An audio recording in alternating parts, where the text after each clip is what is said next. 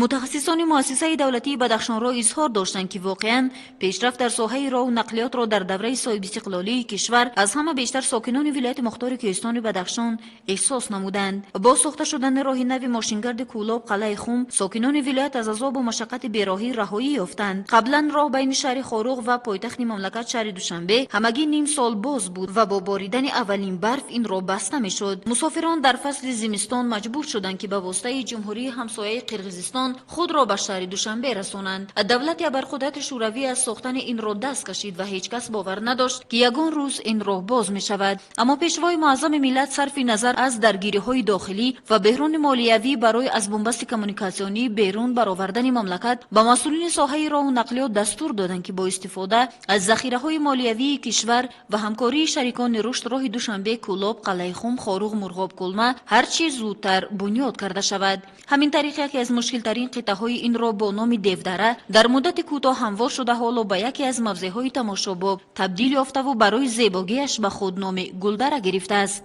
به گفته سردار مؤسسه دولتی بدخشان راه مایه خرسندی است که در پیام نوبتی نیز پیشوای معظم ملت برای پیشرفت من بعده ساحه راه و نقلیات وظیفه‌های مشخص به میان گذاشته اظهار داشتند که قطعه‌های کولاب شمس‌الدین شاهین و شکیف قلعه خم بشارای کولاب قلعه خم با ارزش لایحه‌ای 780 میلیون سومانی به استفاده داده می‌شود. در دایره همه لایحه‌ها یکی از قطعه‌های دشوارگذر ماشینگرد در بین ناحیه‌های درواز و ونج که شامل شورای بین المللی دوشنبه کلمه است عملی می‌گردد. همچنین در شهر خاروق بنیاد پل ماشینگرد و پیاده‌گرد از بالای دریای غوند و در دهه برسم ناحیه شغنان تجدید راه ماشینگرد و دالان‌های ضد ترموی به نظر گرفته شده است. این همه سازندگی و بنیادکاری به بلند برداشتن سطح اینفراستراکچور کمونیکاسیونی و حیات ساکنان این مناطق کوهستانی مملکت روانه شده است.